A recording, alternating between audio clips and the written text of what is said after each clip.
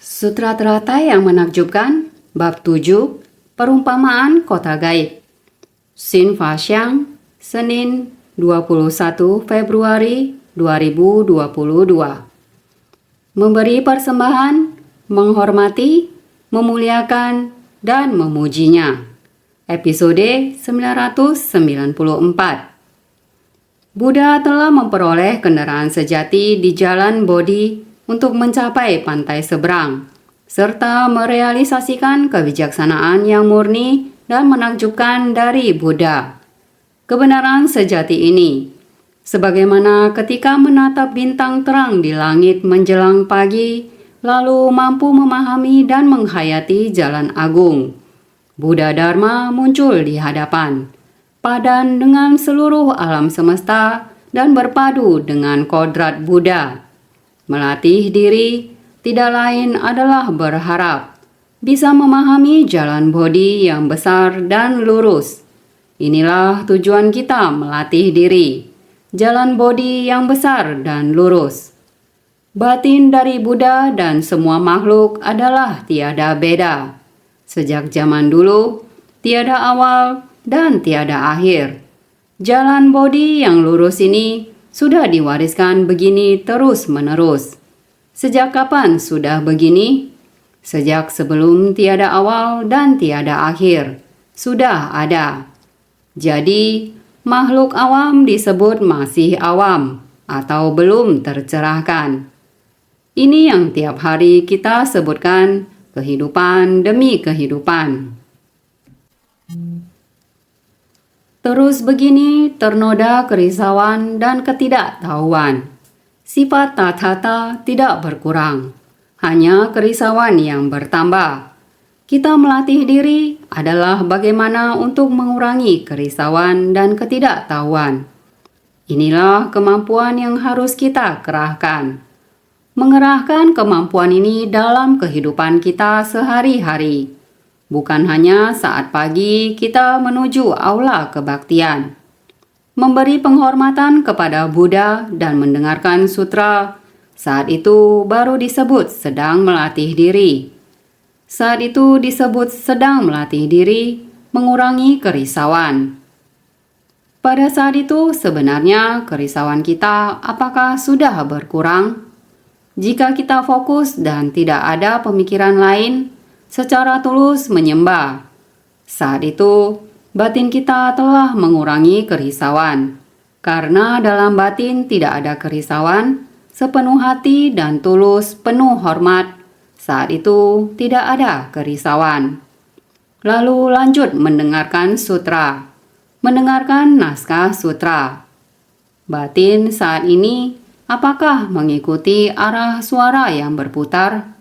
Apakah makna dari suara tersebut ada masuk ke dalam batin?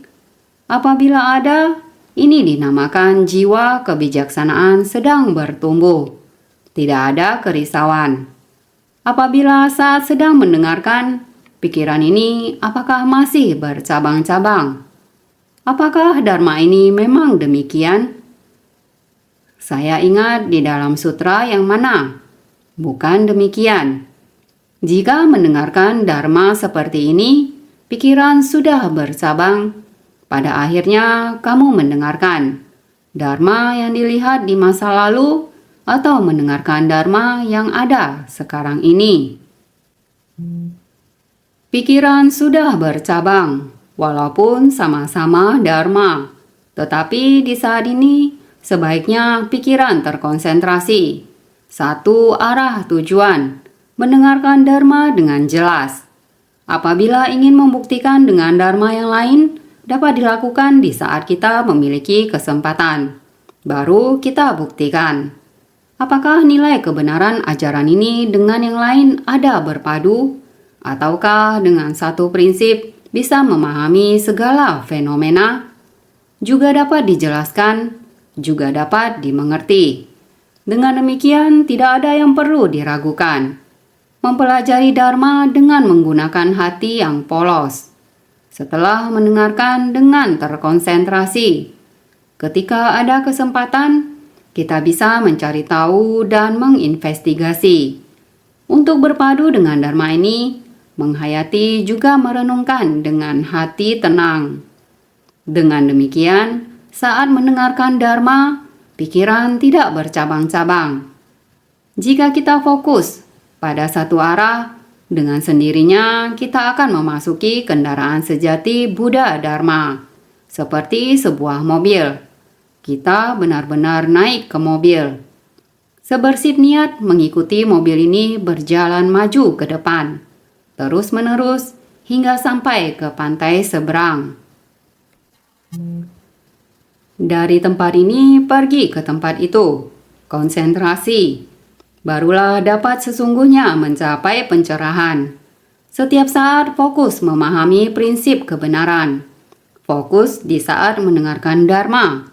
Fokus di saat memberi penghormatan kepada Buddha. Saat ini merupakan waktu yang paling berharga dalam sehari. Saat ini tidak ada gangguan yang lain. Hanya ada waktu bagi kita untuk menganalisa prinsip kebenaran. Kembali ke sifat hakiki kita yang demikian adanya. Kembali ke lahan batin kita.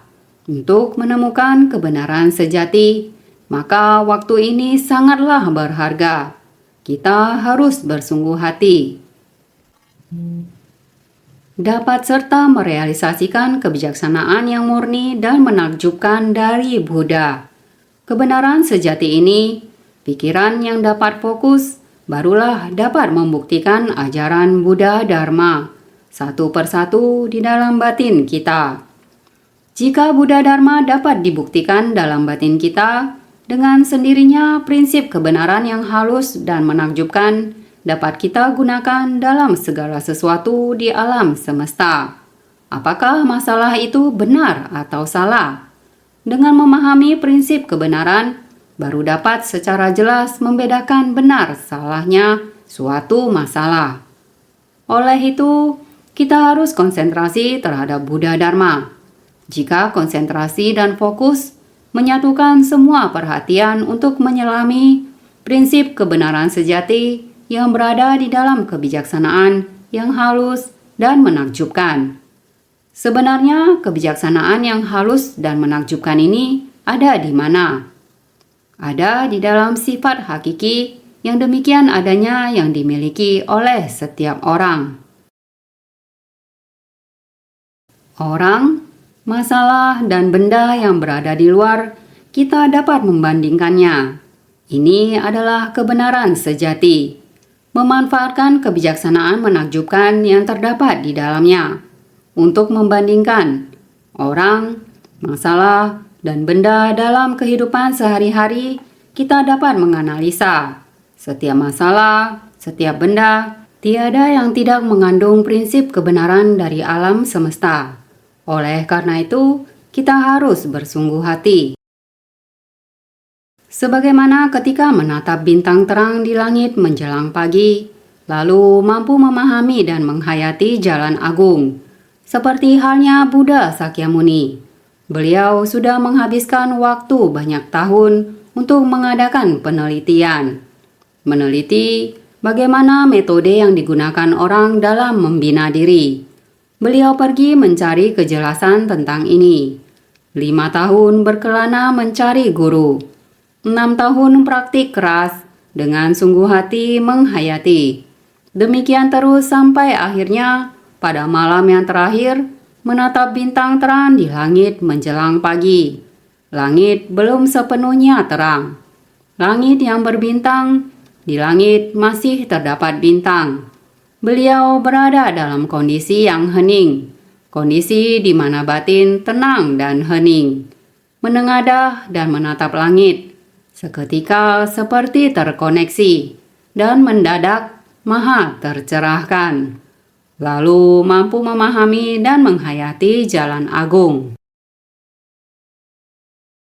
Kita juga harus dalam jangka waktu yang lama. Pada kendaraan sejati bodi, kita harus terus bersungguh hati dalam hal ini. Benar-benar kita masuk ke mobil ini atau di kapal ini. Kendaraan tubuh dan batin kita ini akan berjalan maju ke depan sesuai dengan Dharma. satu batin atau eka cita, satu tekad. Dengan demikian baru kita dapat membawa prinsip-prinsip Dharma dengan kebijaksanaan yang murni dan menakjubkan dalam hati kita. Sifat hakiki yang demikian adanya berpadu dengan semua hal yang ada di sekitar kita. Maka benar dan salah akan menjadi jelas. Sama halnya dengan Sang Buddha. Harus melatih diri dalam waktu yang sangat lama. Tiba-tiba beliau mencapai keadaan itu dan akhirnya paham akan prinsip tentang Buddha Dharma muncul di hadapan. Padan dengan seluruh alam semesta yang berpadu dengan kodrat Buddha. Ini adalah sesuatu yang harus kita akumulasikan setiap saat. Kalau tidak, kapan kita bisa mencapai kebuddhaan? Setiap orang pasti punya harapan, pasti punya keinginan. Kemarin, 14 Juli 2015, mendengar relawan Malaysia sharing tentang mengikuti pementasan adaptasi sutra, banyak orang yang pulang, hampir 100 orang. Mereka yang dapat pulang ke Taiwan semata-mata hanya pulang untuk sharing dengan master. Perasaan mereka pada saat mengikuti pementasan adaptasi sutra. Satu kalimat Dharma mana yang menggerakkan hati mereka, yang akan mempengaruhi kehidupan mereka di masa depannya. Di antara mereka ada seorang artis terkenal. Walaupun biasanya berkelana dan bermain-main di dunia, dia adalah bintang televisi terkenal. Kali ini dia ikut turun tangan, mengajak pemain teater masyarakat lokal dan pemeran di sinetron. Dia mengajak orang-orang ini, awalnya ada sekitar 20 orang. Demikian mulai datang untuk berlatih, dengan 2.000 sampai 3.000 peserta yang sama sekali belum pernah mengikuti latihan untuk pementasan. Ingin penuh dengan energi spiritual. Hampir 10.000 orang ini harus bersatu hati dan bekerja sama. Ini tidaklah mudah. 20 orang ini terus berkurang hingga mereka yang tersisa. Beberapa yang tersisa ini bergabung dalam pementasan ini. Dia sangat tersentuh. Kemarin dia juga membangkitkan sebuah ikrar di depan. Pada awalnya dia tidak ingin mengatakan ikrar ini. Namun hari ini memiliki kesempatan yang langka untuk datang di hadapan master. Dia harus mengatakannya. Setelah mencoba beberapa kali baru mengatakannya. Ikrar saya akan mencapai kebuddhaan di masa mendatang. Ini adalah ikrar agung. Saya berkata kepadanya, setiap orang bisa mencapai kebuddhaan. Kamu memiliki tekad untuk mencapai kebuddhaan ini. Sangat bagus. Namun, kamu jangan lupa membangkitkan hati yang welas asih untuk menyadarkan para makhluk. Ini terlebih dahulu harus mempraktikkan jalan bodhisattva. Dengan sendirinya, engkau pasti akan mencapai kebuddhaan. Ini harus terjun ke tengah orang banyak untuk menyadarkan mereka. Semua orang memiliki keinginan untuk mencapai kebuddhaan. Begitu pula para seniman. Berharap keinginannya yang sudah sangat lama dipendam ingin mencapai kebuddhaan di masa depan. Saya yakin setiap murid Buddha ingin mencapai kebuddhaan. Ya, ingin mencapai kebuddhaan. Kita harus punya tekad yang kuat. Buddha Dharma muncul di hadapan. Harus padan dengan seluruh alam semesta. Berpadu dengan kodrat Buddha.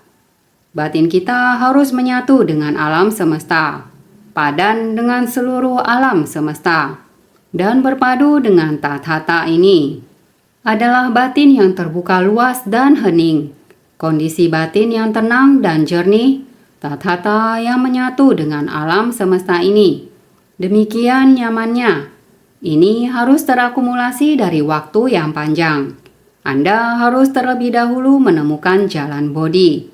Anda harus bersandar pada Dharma. Memasuki Dharma dari kendaraan sejati. dengan satu tekad yang kokoh, bergerak seiring dengan Dharma. Dengan satu tekad, kita bergerak seiring dengan Dharma. Saat kita memahami prinsip menakjubkan satu persatu, kebijaksanaan dan prinsip kebenaran ini harus terus-menerus dibuktikan satu persatu. Setelah kita paham, sampai ketika batin kita tenang dan tekad tidak ternoda, dalam keadaan batin murni dan tidak ternoda, pada saat ini kondisi muncul. Dengan sendirinya sebuah bintang yang berkilau. Kamu dapat menghayati dan memahami jalan agung, berpadu dengan seluruh alam semesta, berpadu dengan Tathata. Ini adalah yang harus kita lalui dalam proses melatih diri. Naskah sutra sebelumnya mengatakan demikian. Buddha Mahabhisna Jana Bhibu telah mencapai kebudaan duduk di tempat pencerahan selama 10 kalpa kecil. Setelah tercerahkan, dia membabarkan dharma di persamuhan. Berbagai aspek batin yang sudah dicapainya. Kondisi batin yang menyatu dengan alam semesta, yakni hakikat sejati yang dimiliki setiap orang.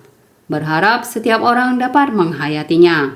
Demikian pula para makhluk masih juga berada pada kendaraan kecil, kendaraan sedang, dan kendaraan besar, kapasitas yang tidak sama, sehingga harus mengikuti kapasitas para makhluk. Dalam membabarkan dharma juga sama, harus melewati sebuah periode waktu. Dharma baru dapat mulai disebarkan keluar. Pihak istana sudah tahu bahwa Sang Buddha telah mencapai pencerahan. Buddha Dharma telah menyebar di dunia, jadi mereka menunggu Sang Mahasadar yang telah mencapai kebudaan kembali ke istana untuk membabarkan Dharma. Ternyata benar-benar terjadi. Kembali ke istana untuk membabarkan Dharma.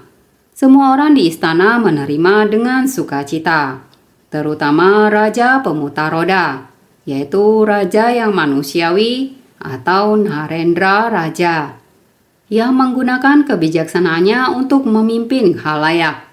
Jadi juga sudah mendengar Dharma, bersukacita, berharap semua rakyatnya dapat berdekatan dengan Dharma benar.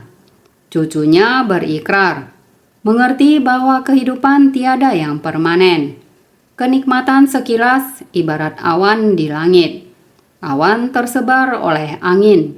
Ini adalah kekayaan duniawi. Orang-orang yang berpikir bahwa mereka berada di atas dari semuanya. Semua orang melihat ke awan putih di atas dan langit biru. Berpikir bahwa mereka sangat tinggi dan tidak dapat diraih.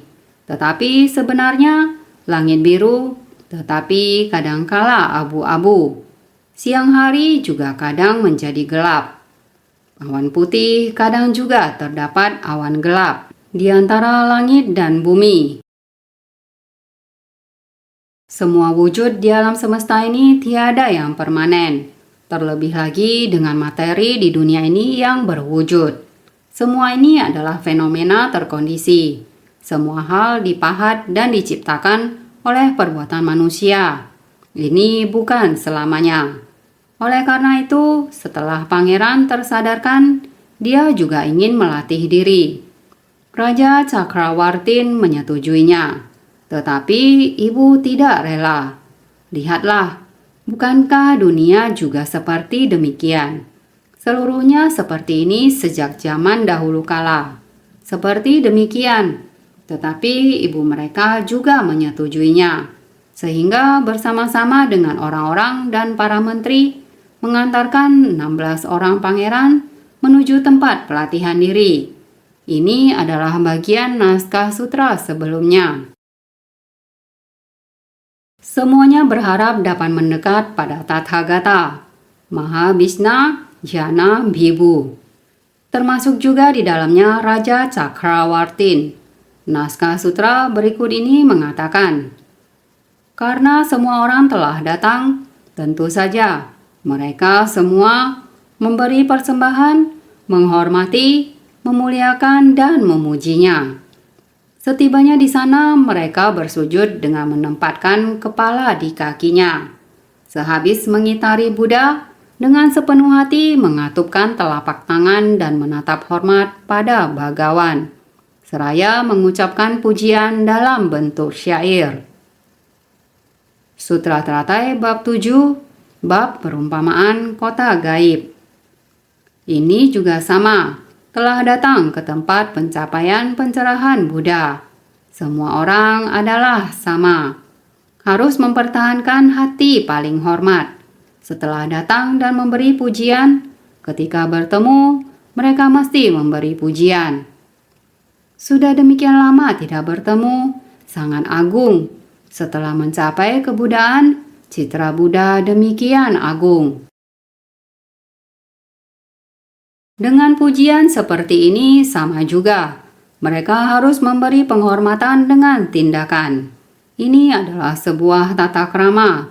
Ketika bertemu, tata krama ketika bertemu Buddha. Jadi mereka bersujud dengan menempatkan kepala di kakinya. Demikian penghormatan yang agung. Setelah itu mereka mengitari Buddha. Demikian adalah menunjukkan penghormatan. Demikian menunjukkan penghormatan terhadap Buddha dan Dharma. Sepenuh hati mengatupkan kedua telapak tangan. Ini adalah menunjukkan penghormatan. Para pangeran pergi menuju ke tempat Buddha berada. Semua orang ikut mengantar sampai ke tempat pencapaian pencerahan Buddha. Dengan hati paling hormat memberi persembahan dan pujian penghormatan. Selain dari para rakyat dan para menteri, pangeran juga sama. Juga dengan hati penuh hormat memberikan persembahan dan pujian. Para pangeran pergi menuju ke tempat Buddha berada. Dengan hati paling hormat memberi persembahan dan pujian penghormatan. Pergi menuju tempatnya berada, mengitarinya sebagai penghormatan dan melantunkan syair sebagai pujian. Juga masih pergi menuju ke tempat Buddha berada. Sampai di tempat itu, mengitarinya sebagai penghormatan. Begitu sampai, mereka kemudian mengitari Buddha sebagai sebuah tata krama. Pada saat yang sama juga memberikan pujian. Meskipun secara duniawi mereka adalah ayah dan anak, tata krama yang sama tetap dilakukan. Apabila sang ayah telah mencapai kebudaan, sekarang ingin mendekati. Mereka disebut murid. Jadi sama, harus melakukan tata krama yang sama. Dengan mengitari sebagai penghormatan, jadi memberi persembahan, menghormati, memuliakan dan memuji, ini adalah sebuah tata krama. Apakah itu rakyat, pejabat, ataupun putra raja, semuanya adalah sama. Memberi persembahan, menghormati, memuliakan, dan memujinya. Menampilkan persembahan dan segenap hati memberi penghormatan. Ditambah lagi dengan memuliakan dan mengucapkan kata-kata pujian. Yang ditunjukkan adalah menampilkan persembahan. Selain orang datang, juga harus membawa buah tangan sebagai persembahan. Hendak memberi persembahan kepada Buddha dan Sangha, menunjukkan penghormatan. Jadi menampilkan adalah menata barang persembahan yang sangat banyak. Segenap hati memberi penghormatan. Ini adalah sangat tulus. Ditambah lagi dengan memuliakan yang berwujud dan yang tidak berwujud. Bukankah semua ini sangat ekspresif, memperkuat etika menghormati? Kemudian baru mulai mengucapkan kata-kata pujian. 16 orang pangeran beserta kakek dan juga ibu mereka. Dikarenakan ingin mendekati Buddha Mahabhijna, jadi semua orang telah tiba di tempat Buddha berada. Semua telah tiba. Bersembah sujud dengan hormat, mengitari Buddha, memuliakan dan memujinya. 16 orang pangeran beserta kakek dan ibu mereka. Dikarenakan ingin mendekati Buddha Mahabhisna, makanya pergi menuju ke tempat Buddha berada. Bersembah sujud dengan hormat, mengitari Buddha, memuliakan dan memujinya. Dengan begini sangat jelas, sudah memahami. Setibanya di sana, mereka bersujud dengan menempatkan kepala di kakinya. Telah tiba, jadi harus menempatkan kepala di kakinya. Setibanya di sana, mereka bersujud dengan menempatkan kepala di kakinya. Setibanya di tempat Buddha berada, mereka menyentuhkan kepala ke tanah dan wajah menghadap dengan hormat ke kaki Buddha. Raja, sang ayah, bersujud dengan menempatkan kepala di kakinya. Artinya, ayah bunda di rumah tidak lagi menerima penghormatan dari putra mereka yang telah meninggalkan kehidupan berkeluarga. Sebaliknya, memberikan penghormatan kepadanya. Apakah sudah pernah lihat anak-anak sekarang yang umurnya masih kecil, dibawa nenek ke sini, dibawa mama ke sini, kemudian memberitahunya, beri hormat. Anak pun mulai seluruh tubuh tiarap ke bawah. Tangan direntangkan panjang-panjang, kepala dan wajah di atas tanah. 4 anggota tubuh juga di atas tanah. Ini adalah ritual asli ketika Buddha mencapai kebudaan. Menempatkan kepala menghadap kaki Buddha. Ini disebut bersujud dengan kelima anggota tubuhnya menyentuh tanah. Bersujud dengan kelima anggota tubuhnya menyentuh tanah adalah kepala, tangan, dan kaki. Seluruh tubuh demikian diluruskan. Ini adalah bentuk penghormatan tertinggi di India. Maka begitu tiba, bahkan Raja Pemutar Roda, Cakrawartin, juga telah tiba. Penghormatan ini sebenarnya Raja Pemutar Roda. Bagaimanakah tata caranya? Raja Pemutar Roda bersujud menempatkan kepala di kakinya. Sama halnya untuk semua orang. Dengan demikian sesuai ketentuan dan tata krama, karena telah mencapai kebudaan, telah menjadi yang maha sadar. Di keluarga, walaupun seorang raja, dia juga termasuk orang awam. Maka sama menggunakan tata krama. Ini adalah di masa Raja Pemutar Roda. Dengan para menteri dan lainnya juga bersujud dengan menempatkan kepala di kakinya. Karena di rumah ayah bunda tidak lagi menerima penghormatan dari putra mereka yang telah meninggalkan kehidupan berkeluarga. Pada dasarnya meninggalkan kehidupan berkeluarga. Setiap kali mengingat tata cara meninggalkan kehidupan berkeluarga, terdapat sepenggal naskah sutra yang berkata, mulai saat ini, sebelum resmi memotong rambut, terlebih dahulu memberi penghormatan kepada orang tua. Selanjutnya, tidak lagi memberi penghormatan kepada orang tua. Ini di dalam sepenggal naskah tata cara pada saat meninggalkan kehidupan berkeluarga.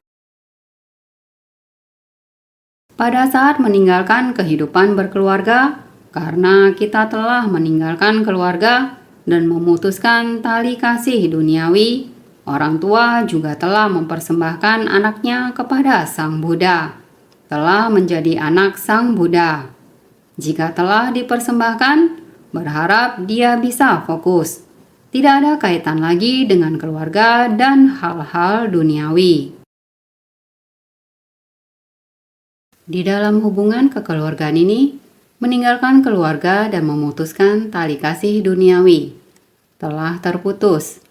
Orang tua telah mempersembahkan anaknya keluar, telah menjadi milik orang lain, adalah milik Sang Buddha, juga milik semua makhluk, bukan menjadi milik keluarga ini. Maka demikianlah ayah bunda di rumah tidak lagi menerima penghormatan dari putra mereka yang telah meninggalkan kehidupan berkeluarga. Ini adalah aturan dalam Buddha Dharma. Setelah meninggalkan kehidupan berkeluarga, melupakan keluarga, karena batin mereka telah terbebas dari rintangan cinta yang terbatas dan sementara. Tanpa hal ini, mereka akan memperoleh cinta kasih universal yang panjang masanya. Tidak ada lagi beban keluarga di dalam batin mereka. Maka itu, menjadi biksu adalah meninggalkan keluarga dan memutuskan tali kasih duniawi. Maka ayah bunda di rumah tidak lagi menerima penghormatan dari putra mereka yang telah meninggalkan kehidupan berkeluarga, sehingga datang ke tempat ini. Ayah itu tetap bersujud kepada ia yang tercerahkan. Ini adalah perbedaan antara yang melatih diri dan praktisi umum, antara mereka yang menjalani pelatihan diri dan praktisi umum. Terdapat etika yang berbeda. Akan tetapi, Buddha telah mencapai kebudaan. Apakah kita masih ingat ketika Buddha Sakyamuni berada di dunia saha? Buddha Sakyamuni juga meninggalkan kehidupan berkeluarga, meninggalkan keluarga dan memutuskan tali kasih duniawi. Setelah meninggalkan kehidupan berkeluarga, beliau mencapai pencerahan 8 tahun kemudian. Pada suatu hari, Buddha berpikir, semestinya sudah sampai waktunya untuk kembali ke istana, sehingga kemudian diatur dengan baik, dan sang raja diberitahukan bahwa Buddha akan kembali ke Kapilawastu. Raja Sudodana mendengar kabar ini merasa sangat gembira. Sang raja terus menanti-nantikan kedatangan hari itu. Sang Buddha telah dekat ke kota kerajaan. Raja Sudodana membawa anggota keluarganya dan juga para menteri beserta rakyatnya keluar dari kota kerajaan. Raja Sudodana juga meninggalkan kota kerajaan di luar kota dari negeri mereka untuk menyambut Sang Buddha. Dari jauh telah melihatnya sudah datang. Anggota sangga sudah sampai di sini. Saat mendekat dari jauh, batin yang sangat tergugah itu, Buddha dan para sangga yang berjalan begitu tenang. Demikianlah maju selangkah demi selangkah. Rakyat, pejabat besar dan raja merasa sangat bersuka cita dan penuh antusias. Ketika mereka terus mendekat, Raja Sudodana termasuk di antara yang menyambut Buddha. Ketika mendekat, Raja Sudodana dan semua pejabat besar, bahkan Raja Sudodana tanpa kendali, demikianlah bersujud memberi hormat. Pada saat ini, Sang Buddha melompat keluar angkasa dan menyembunyikan diri tak terlihat. Ketika Raja Sudodana bersujud memberi hormat, saat ini Buddha demikianlah menyembunyikan diri, yaitu menyembunyikan diri terbang ke langit. Demikianlah bersembunyi, menunggu hingga selesai penghormatan. Setelah penghormatan selesai, telah bersujud memberi hormat.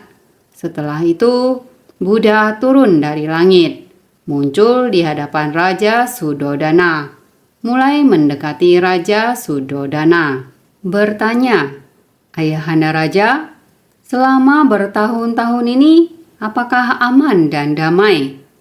Saat ayah dan anak bertemu, momen tersebut benar-benar sangat mengharukan. Tata keramanya adalah harus bersujud memberi hormat kepada Sang Buddha. Sang Buddha dengan cepat menghindar, seketika melompat keluar angkasa, menghindari dan menyembunyikan diri, menunggu hingga ayahanda selesai penghormatan. Beliau baru muncul di hadapan dan menyapa ayahnya. "Ya mulia Raja, apakah baik-baik saja dalam kurun waktu ini?" "Ya mulia Raja, apakah beberapa tahun ini aman dan damai?" Inilah cinta kasih keluarga, telah meninggalkan kehidupan berkeluarga. Sang Buddha, para murid, tidak lagi memberikan penghormatan pada orang tua mereka. Ketika orang tua mereka bersujud memberi hormat, juga seharusnya menghindar dan tidak menerimanya. Para murid Buddha yang telah meninggalkan kehidupan berkeluarga tidak lagi memberikan penghormatan pada orang tua mereka. Ketika orang tua mereka bersujud hormat pada mereka, seharusnya menghindar dan tidak menerimanya. Dengan demikian barulah memenuhi kaedah dari Dharma duniawi dan Buddha Dharma. Sang Buddha adalah seperti ini, tapi tata krama juga harus seperti ini. Setelah Anda meninggalkan kehidupan berkeluarga, sama dengan orang tua yang masih di duniawi. Dia sampai di tempat pencapaian pencerahan. Dia juga harus bersujud. Kita harus menghindarinya. Ini adalah tata krama. Walau kita tidak memberi penghormatan pada orang tua, kita juga harus tahu bahwa mereka adalah orang tua kandung kita. Jika mereka mau memberi penghormatan, kita harus menghindar ke samping. Meminta mereka memberi penghormatan pada Sang Buddha. Ini adalah tata krama. Kasih sayang meninggalkan kehidupan berkeluarga dengan di keluarga, karena meninggalkan kehidupan berkeluarga. Kita harus sering mengingatkan, meninggalkan keluarga dan memutuskan tali kasih duniawi. Semua orang yang tua di dunia ini adalah orang tua kita sendiri. Semua orang yang seumuran dengan kita, semua adalah saudara perempuan dan laki-laki. Umur yang lebih muda dari kita, semuanya adalah junior kita. Satu keluarga di dunia. Bagaimana mungkin masih ada satu keluarga kecil? Ini adalah setelah meninggalkan kehidupan berkeluarga. Ini adalah kondisi batin yang harus kita miliki. Untuk memenuhi dari Dharma duniawi. Meskipun kita harus melatih Dharma duniawi, namun itu masih di dunia dan juga harus sesuai dengan prinsip duniawi.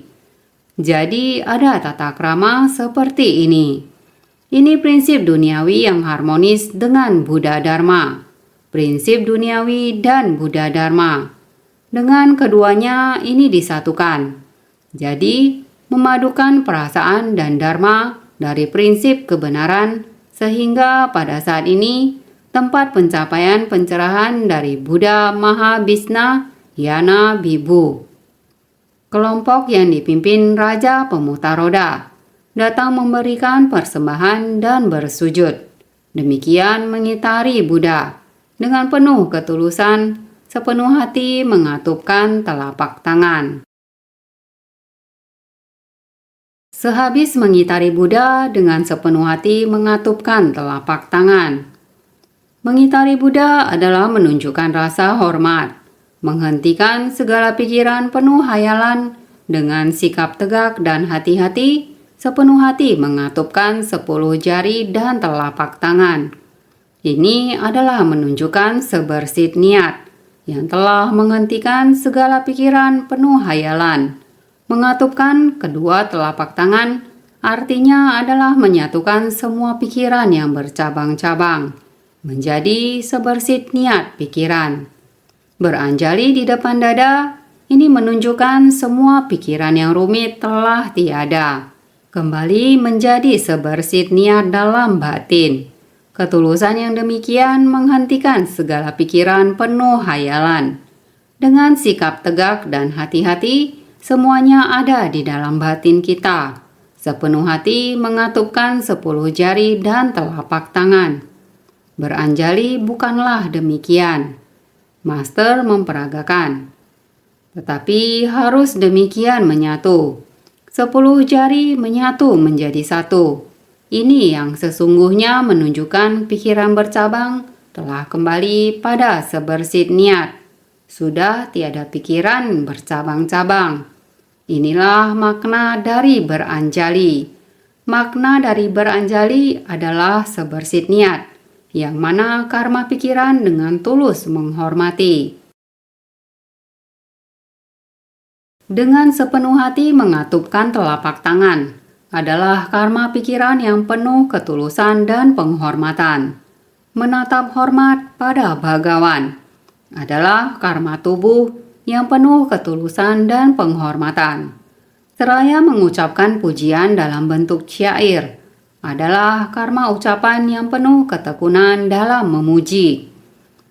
Menatap hormat pada bagawan artinya sesudah beranjali, tubuh kita, telinga, hidung, lidah kita, semuanya kembali lagi ke Buddha. Mata harus memandang ke arah Buddha, melihat citra Buddha, dan juga Buddha lagi membabarkan dhamma dan lain-lain. Ini menandakan duduk dengan tegak lurus, duduk dengan tegak dan benar. Kedua tangan beranjali, pandangan mata menghadap Buddha. Inilah akar tubuh kita. Mata, telinga, hidung, lidah, tubuh, juga tangan kita. Juga tubuh kita harus tegak dan benar. Maka dinamakan menatap hormat pada bagawan. Inilah karma tubuh yang penuh ketulusan dan penghormatan. Menandakan arti dari kita sangat menghormati bagawan. Seraya mengucapkan pujian dalam bentuk syair, demikian sangat tulus. Begitu mulai mulut seraya mengucapkan pujian dalam bentuk syair, mengucapkan harus keluar suaranya. Keluarkan suara. Karma ucapan yang penuh ketekunan dalam memuji. Di hadapan Buddha, mulai memuji. Memuji Dharma yang dibabarkan Buddha.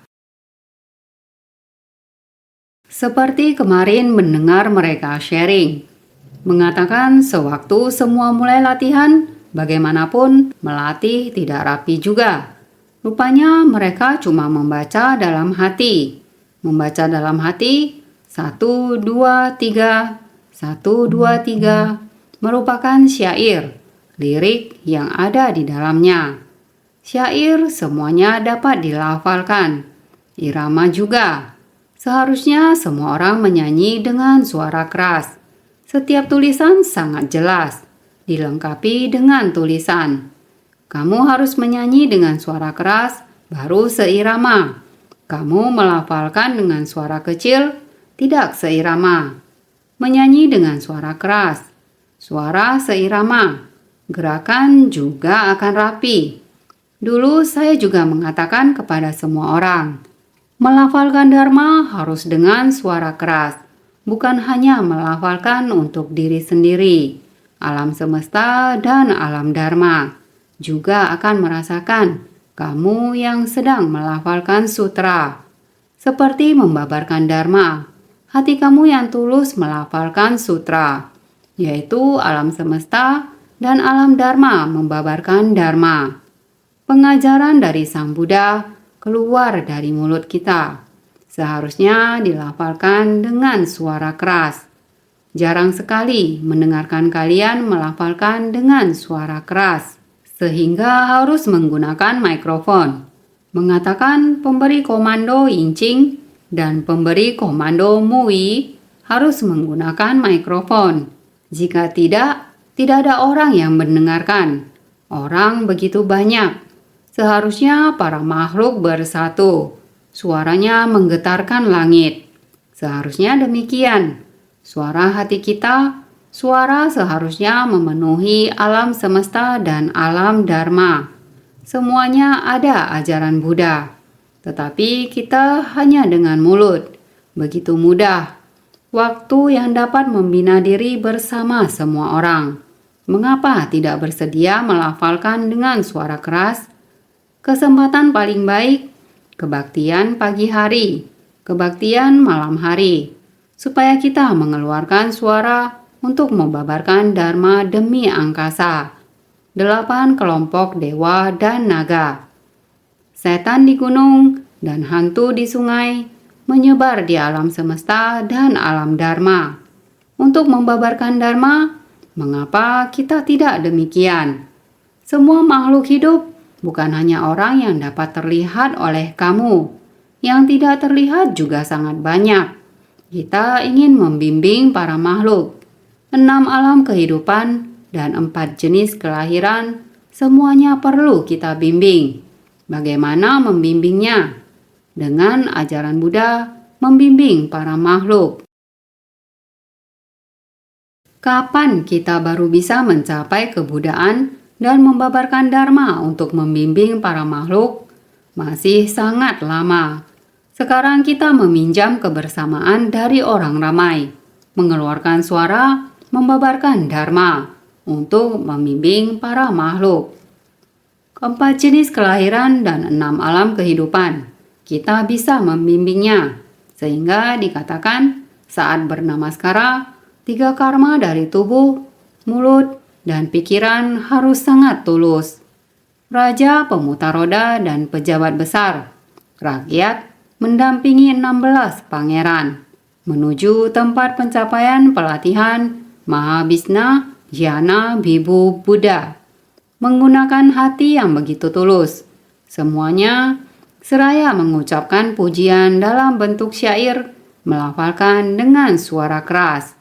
Sehingga dengan sepenuh hati mengatupkan telapak tangan, menandakan ketulusan dari karma pikiran, menatap hormat pada Bhagawan, menandakan penghormatan dari tubuh, ketulusan dari memuliakan dan memberi persembahan dengan hormat, seraya mengucapkan pujian dalam bentuk syair, merupakan pujian dan hormat dari karma mulut.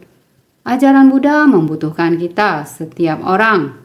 3 karma dari tubuh, mulut, dan pikiran bersatu, senantiasa dengan tulus.